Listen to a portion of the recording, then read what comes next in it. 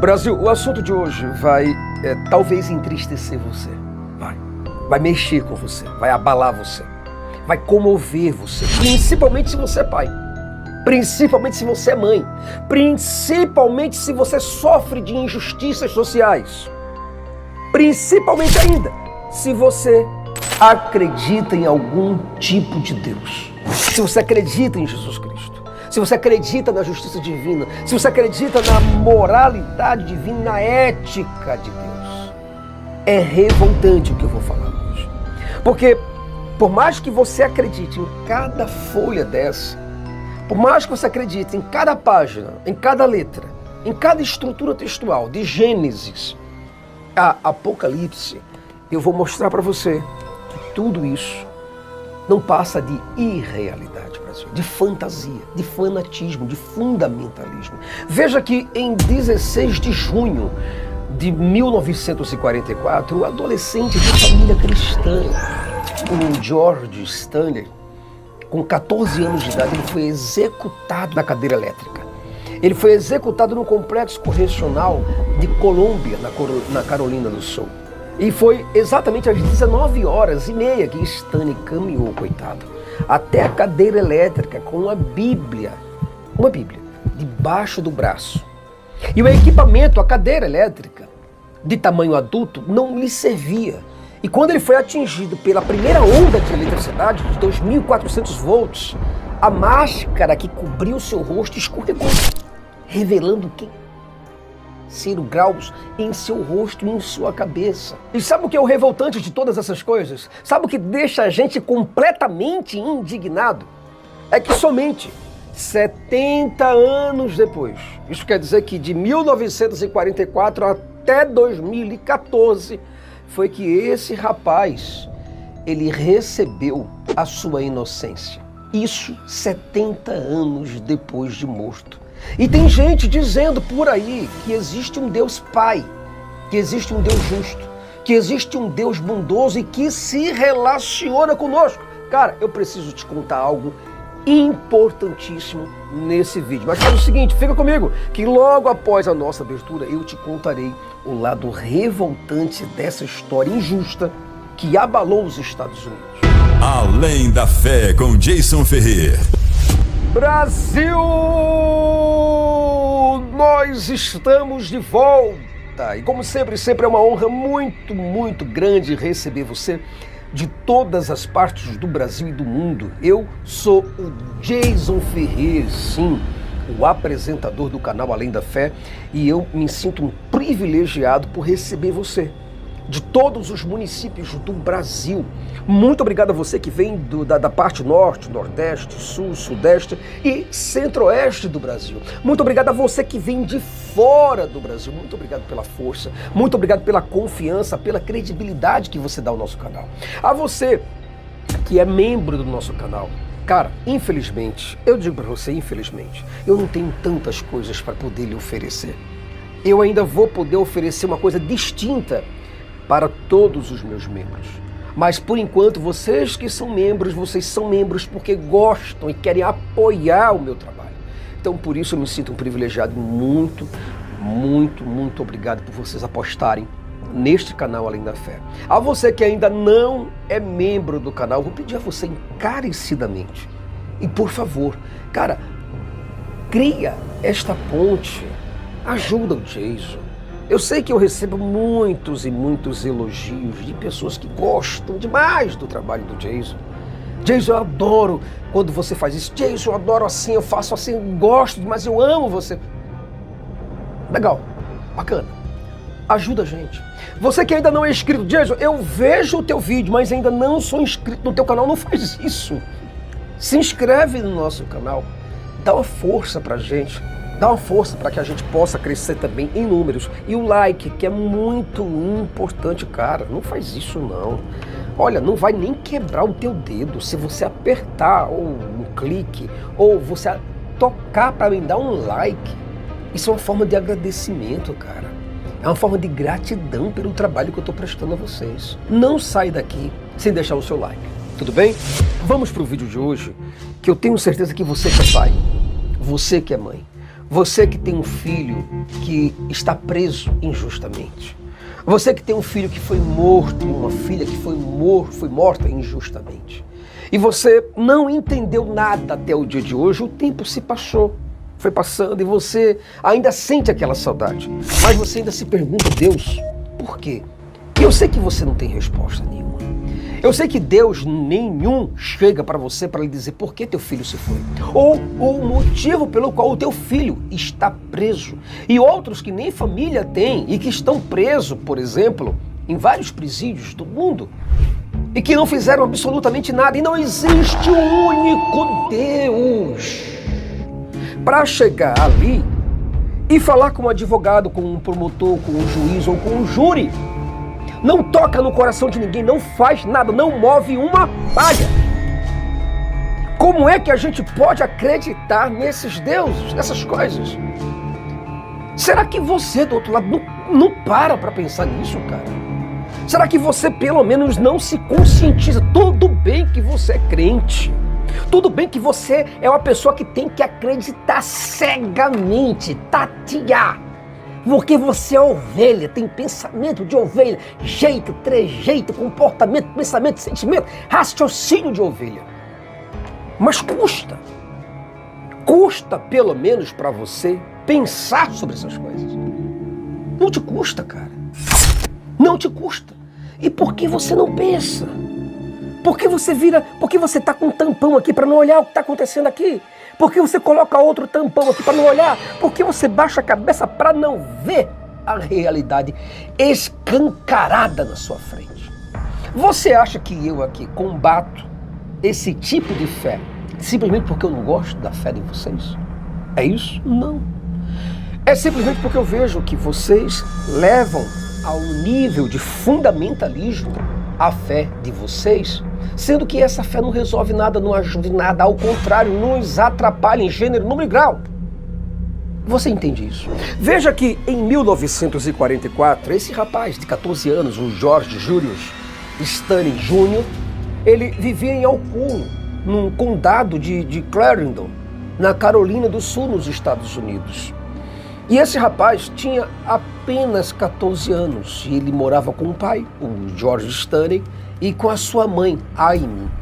E os irmãos, o John, de 17 anos, Charles, de 12 anos, e as irmãs Catharine, de 10 anos, e também Amy, de 7 anos de idade. E esse pai, como todo negro naquela época nos Estados Unidos, esse pai trabalhava numa serralharia. E a família vivia numa casa fornecida pelo patrão deles, quer dizer, eram muito pobres. E essa cidadezinha chamada Alcone era uma cidadezinha pequena, de classe trabalhadora, onde na área residencial a comunidade negra vivia separada dos brancos, porque imperavam as leis de Jim Crow. E o interessante de tudo é que essa lei de Jim Crow, que separava pessoas negras de brancas, por incrível que pareça, todas essas pessoas que obedeciam e faziam de tudo para que essa lei continuasse em vigor, brancos, eles eram cristãos, acreditavam piamente em Deus, dobravam os seus joelhos para falar com Deus, mas não do lado de um negro, não de um lado de uma pessoa de uma pele diferente. Tinha que ser branco com branco. Negro tinha que estar por um lado de lá e tinha que ser pobre, porque o negro rico já era algo completamente desconfiante. Então isso era típico de várias cidades do sul dos Estados Unidos. Assim como você vê, sempre o sul, né? É sempre o sul. Aqui no Brasil a mesma coisa ocorre. Pessoas do sul que se acham extremamente superiores aos nordestinos, ao pessoal do norte e do nordeste. Aí fica sul e sudeste, se imaginando que são pessoas brasileiros, né? Brasileiros. Olha isso. São brasileiros, mas que se acham superiores aos demais brasileiros de outros estados do norte e nordeste. Você entende isso? A mesma coisa acontecia nos Estados Unidos. Nas escolas, pretos, brancos. Nas igrejas, pretos, para lá. Brancos, igreja só para branco. Não podia entrar negro na igreja. Você entende o que faz a religião? É exatamente isso. E nesses outros locais públicos que eram segregados racialmente, por força dessa lei, com pouca interação entre brancos e negros, não havia essa interação. E era dentro desse contexto cultural, social, econômico e religioso que esse rapazinho, que esse adolescente vivia. E foi exatamente no dia 23 de março de 1944, onde duas meninas, a Beth Journey, de 11 anos de idade, e a Mary Emma, de 8 anos, onde elas duas andavam de bicicleta à procura de flores. E ao passarem pela casa da família Stanley, elas perguntaram ao jovem George Stanley e à sua irmã Catherine se eles sabiam onde encontrar flores da paixão, porque elas estavam procurando isso. Mais tarde, para você ter uma ideia, essas meninas não voltaram para casa, elas não retornaram. E grupos e mais grupos de pessoas foram organizados com centenas de voluntários. E os corpos das meninas, infelizmente, foram encontrados na manhã seguinte em uma vala cheia de água lá nascente. Ambas tinham sofrido ferimentos gravíssimos na cabeça. E quem foi o suspeito? O preto. O Stanley foi preso algumas horas depois e interrogado por vários oficiais em uma sala trancada, sem nenhuma testemunha, além dos próprios agentes, todos eles brancos também. Após 1 hora apenas de tortura, foi anunciado que Stanley milagrosamente havia confessado o seu crime. E uma coisa interessante disso tudo é que eles conseguiram essa confissão, com muito pé no bucho e mão na cara. Mas eles conseguiram a confissão. E ainda eles conseguiram, de acordo com a confissão, Stanley tentou abusar de Beth enquanto ela catava flores. Você entende que eles conseguiram duas coisas ao mesmo tempo, sozinhos. Homens, oficiais, brancos, dentro de 1 hora, conseguiram tudo isso. E o interessante de tudo é que esses policiais foram dar os seus pareceres. E, de acordo com os policiais, Stanley aparentemente tinha sido bem sucedido em matar ambas ao mesmo tempo, causando traumas e mais traumas contusos em suas cabeças, quebrando-os cada uma em pelo menos 4 pedaços. Diante de todo esse alvoroço, diante de toda essa comoção que esse pessoal branco conseguiu criar para os pretos, no dia seguinte Stanley foi simplesmente acusado de assassinato em 1º grau. O que aconteceu com o pai? O pai dele foi demitido do seu emprego lá na serralharia, local onde a família também teve que se mudar, temendo completa represália contra eles. Mais tarde, o que foi que se verificou? Que a tal barra de ferro usada no crime pesava mais de 9,7 kg. E, segundo as alegações, seria altamente improvável que Stanley, um garoto de 40 quilos, fosse capaz de erguer tal peso e ainda tivesse força para golpear e matar as duas meninas ao mesmo tempo. Velocidade para correr com isso e matar as garotas. E além disso, os policiais presentes na suposta confissão de Stanley teriam apresentado informações que eram conflitantes, contradizentes, e não teria qualquer evidência física que colaborasse com essas histórias. Mesmo assim, Brasil, mesmo diante de toda essa controvérsia, mesmo diante dessas contradições, o garoto é preto e é pobre. Vamos julgá-lo. Vamos condená-lo. E o julgamento ocorreu em 24 de abril no Tribunal do Condado de Clarendon. E após a seleção do júri, o julgamento começou às 12h30 e terminou às 17h30. Em apenas 10 minutos, o júri, composto inteiramente de homens completamente brancos, emitiu o veredito de culpado e a sentença: morte na cadeira elétrica. E você está pensando que demorou? Não, de modo nenhum. Em 16 de junho de 1944, George Stanley foi executado no complexo correcional de Colômbia, na Carolina do Sul. E foi exatamente às 19h30 onde Stanley caminhou lentamente, totalmente algemado até a cadeira elétrica, com esse livro aqui na mão, com a Bíblia debaixo do seu braço, e foi brutalmente eletrocutado. Aí eu pergunto para você, o que foi que Deus fez neste momento? O que foi que Deus, no momento quando esse garoto foi preso aqui, preso, mãos, pés amarrados, Quando colocaram aqui nos olhos dele um tampão para os olhos não saírem. Quando colocaram algo na boca dele para que ele não pudesse vomitar. Quando colocaram aqui os instrumentos de eletricidade. Quando o homem estava chegando próximo do disjuntor para ligar aquilo lá. Quantos anjos apareceram ali? Nenhum, Brasil. Nada. E os céus, como é que ficaram? Do mesmo jeito que está agora, neste exato momento. E o silêncio foi ensurdecedor. Houve algum toque no coração daqueles homens? Nenhum. No governador? Nenhum. Nos executores? Nenhum. Houve alguma compaixão por parte do juiz? Nenhuma. Nada. Deus, pelo menos, ele interviu de alguma forma, como intervinha diversas vezes lá no Antigo Testamento e no Novo Testamento? Não. Sabe por quê, Brasil? Porque só esses milagres acontecem aqui dentro. É somente, como eu sempre mostro, meu livrinho de história para você. É aqui que tudo acontece. Eu sei que você não gosta. Eu sei que isso acaba com a tua fantasia. Você quer acreditar. Porque você gosta dessa chuchuca. Você gosta dessa chupeta banhada de mel na tua boca. E, por incrível que pareça, Brasil, somente em 17 de dezembro de 2014, 70 anos depois da execução, aí é que a justiça despertou. Por meio de uma juíza chamada Carmen Mullen, ela anulou a condenação de George Stanley. Mas ele já estava morto há muitos anos, há várias décadas. Eu posso ter essa permissão de te falar isso que eu vou te dizer agora? Cara, veja que diante dessa e de milhões de injustiças que ocorrem todos os dias em todo o mundo, nos vem esta pergunta: onde está a justiça de Deus? O que Deus, por exemplo, estava fazendo quando essa família foi destruída em 1944?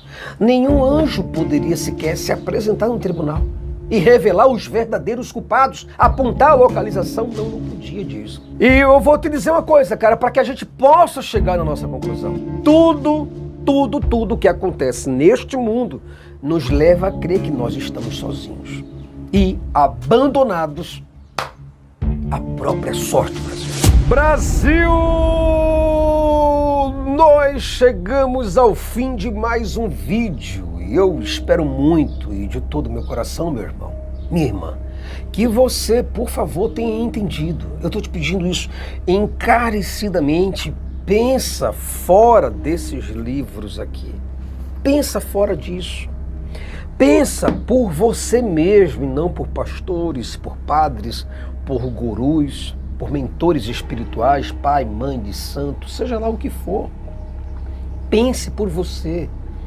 Veja que a nossa realidade é drástica demais para nós termos um Deus tão bonzinho, um Deus Pai tão amoroso e misericordioso que quer nos salvar.